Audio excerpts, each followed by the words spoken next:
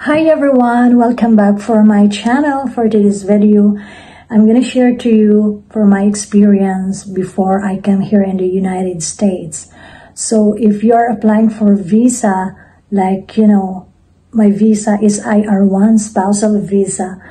So my requirements before, when I came to the airport, the important they check there in the immigration in the airport is number one is passport with visa, valid visa. And the second one is for CFO. Kasi yung nasa na ako, sa checking area na ako, ang unang tinanong sa akin, ma'am, where is your CFO?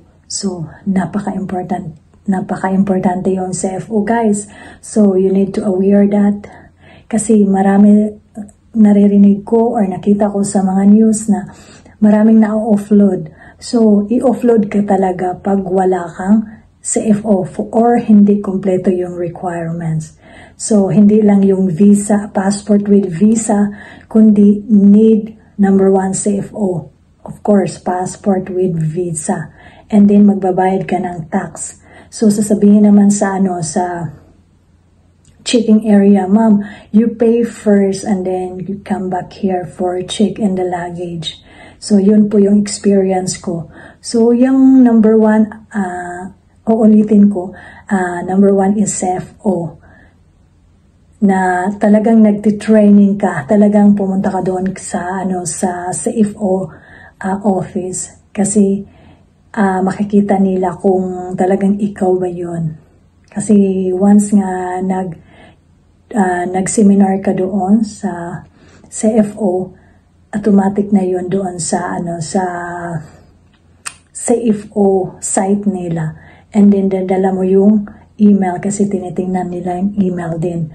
And then passport with visa. Then magbabayad ka ng tax. And then ang dala ko na magamit dalawang malalaking luggage.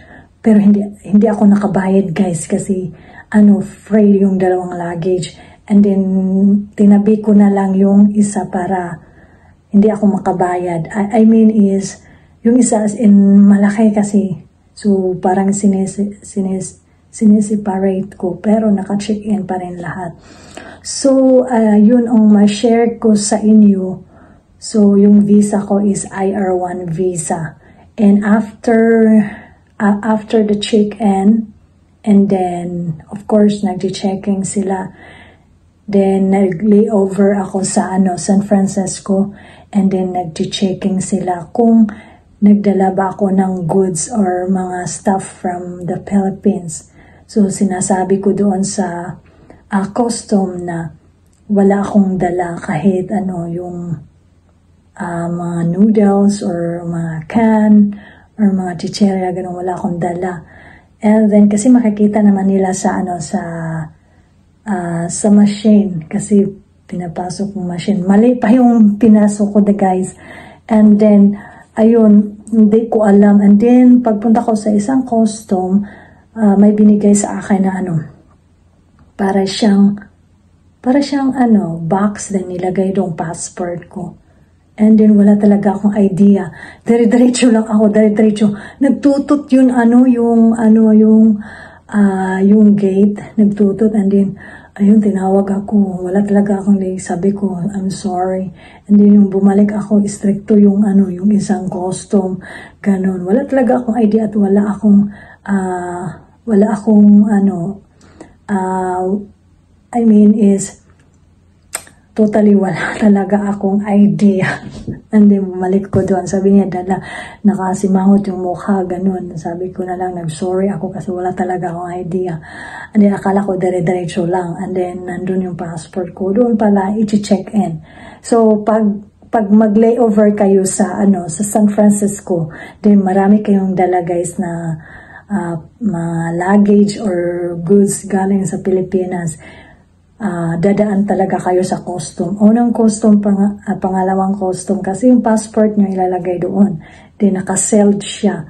So bawal ka lalabas. Pag lalabas ka doon sa gate, magtutot siya. Kasi diretso akong nag-check-in.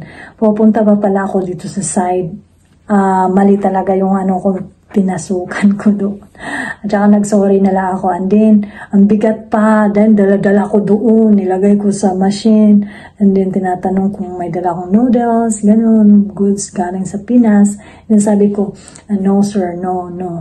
Wala talaga. Halos mga damit ko talaga yung dala kasi lumipat na ako dito sa US. And then, ayun. Grabe yung travel ko from the Philippines. Going to San Francisco to Chicago to Grand Rapids.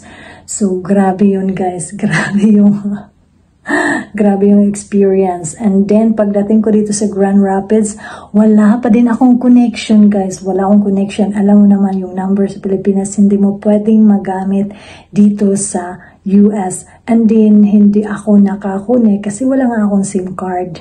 And then, yung Wi-Fi, wala talagang communication sa asawa ko. Wala akong idea nga nasa labas na pala siya sa airport Grand Rapids kasi before ako nag-flight dito alam niya yung flight ko, yung oras ko, ayun din. Wala akong naglalakad guys, lumabas ako, nagtanong ako kung where is the exit, and then ang bigat pa guys, pero may stroller ako malaki. And then, wala akong naglakad pa, palabas, nakita ko siya. Ayun, na-stress siya guys. Kasi nag-aantay siya. Bakit daw doon ako lumabas sa kabila? Yung entrance, ganun. Yun ang experience ko guys na beware talaga na ma-offload ka. Kailangan kumpleto yung requirements mo. Kasi mahigpit ngayon yung immigration sa Pinas. Immigration din dito. So, grabe yung checking nila.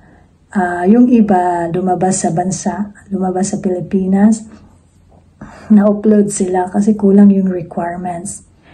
Like for example, kung hindi ako nagti-training, kung hindi ako kumuha ng CFO, kahit may visa ako, IR1, spousal visa, may green card ako, kung wala akong CFO nga, hindi pa ako nakaano. Kasi isang business, yung nag-training kami sa CFO, isang business ka lang kukuha ng CFO.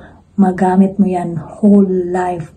Kasi pag nasa US ka na, then babalik ka sa Pinas, and then pagbalik mo dito sa US, hindi na kailangan ipakita mo yung CFO. Ang green card mo na lang. Kasi may tatak na yung passport mo, then nag-stay ka dito. And then kung mag-tour or babalik ka sa Pinas, ayan, pagbalik mo, hindi na nila hanapin yung CFO mo. Isang business lang hanapin yung paglabas mo sa Pilipinas papunta sa US. So, yan ang pinaka-importante guys. Kung hindi ako kumuha ng CFO, o-offload talaga ako kahit may visa ako, passport, valid visa, ganon, may green card. So, yun ang experience ko guys. Beware talaga. At saka, kasi yan ang pinaka-importante sa mga spousal for CFO para, marami ng mga case. And then, pag hindi kayo magkaintindihan, and then ini-explain yan sa CFO kung anong gagawin mo kasi hindi mo yun bansa, hindi Pilipinas, at saka especially kung wala kang relatives, wala kang friends, then palayasin ka sa asawa mo, mag-away kayo, then maghiwalay kayo, hindi mo alam kung saan ka pupunta, hindi mo alam kung sino tatawagan mo. So, maganda talaga pag may CFO kasi ini-explain nila. Kasi hindi mo alam yung expectation mo, hindi siya totally na yan ang ini-expect mo. Yun nga sinasabi, don't too much expect kasi madi-discourage ka lang. And then, yun, maganda talaga pag may CFO kasi in-explain nila, ito yung gagawin mo pag may problema ka, ina-abandon na ka na sa asawa mo. So, yan. And then, kung may problema ka, pwede mo tawagan yung embahada dito sa US, embahada sa Pilipinas. So, yun lang guys. Sana nag-enjoy kayo. I hope you enjoy, you understand, you get some idea. Nakakuha kayo guys. I really thank God na magra-running 4 months na ako dito. Hindi ko expect na magra-running 4 months. So, sobrang busy guys. Pero ngayon, na-busy ako kasi naghanap na ako ng company para mag-work. For today, may dalawa kong interview. Una is office assistant sa Ford Services Company. And then, na-hired ako pero part-time lang siya until 6 months. Kung okay yung performance ko, i-promote nila, i-full-time nila ako. And then, di ko pa alam kung God knows. And then, pangalawang interview ko sa Courtyard by Marriott Hotel. Ayan, di ko pa alam yung, result. God knows. So, yun lang guys yung may share ko sa inyo na talagang intact nyo yung mga requirements nyo para hindi kayo ma-offload. So, thank you so much for watching. See you in my next video guys. If you wanna need some questions, you can leave the comment section kung anong mga question nyo about sa visa, about sa immigration. Hindi ako expert, but I will share to you for my experience only. So, bye for now and be good. Thank you very much. Have a great day. Bye-bye.